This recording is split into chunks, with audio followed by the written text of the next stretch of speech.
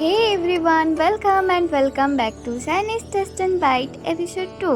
তো আজকে আমরা বানাতে চলেছি চিকেন কাটলেট।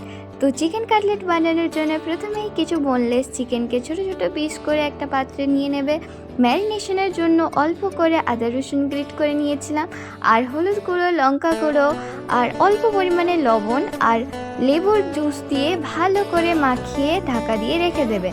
এরপর আমি এখানে কিছু ভেজিটেবল চপ করার জন্য নিয়ে নিচ্ছি, যেটা আসল আলু মাখাতে দেওয়া হবে। তো প্রথমেই একটা গোটা পেঁয়াজ কুচি কুচি করে কেটে নিচ্ছি, আর এখানে একটা গোটা টমেটো নিয়ে নিচ্ছি ঠিক একইভাবে ছোট ছোট পিস করে কেটে নেওয়ার জন্য। এরপর কয়েকটা কাঁচা লঙ্কা, তোমরা যেভাবে ঝাল খাও সেই অনুযায়ী দেবে। আমার বাড়িতে সবাই খুব কমই ঝাল খায়, তাই আমি এখানে মাত্র 2টো কাঁচা লঙ্কা নিয়ে নিয়েছি। তো এটাকে একদম কুচি কুচি করে কেটে নেবে। এরপর সমস্ত ভেজিস কাটা হয়ে গেলে আলু মাখাতে দিয়ে দেবে।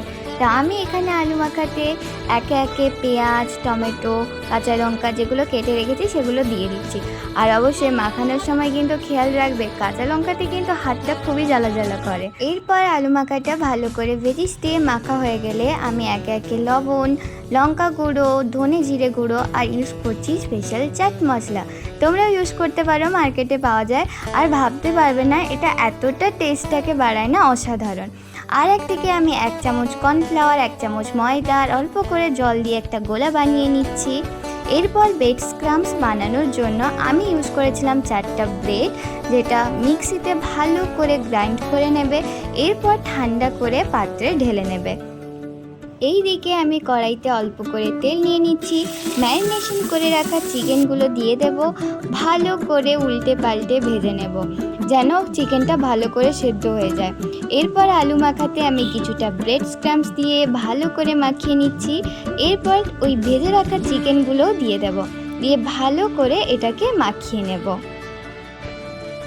এইবার চিকেন কাটলেটগুলো বানানোর জন্য তোমরা মুঠো ভর্তি করেও নিতে পারো, যে যেভাবে যতটা সাইজে বানাতে চাও সেই অনুযায়ী নিয়ে ভালো করে হাতে প্রেস করে করে এটাকে একটা শেপ দেবে।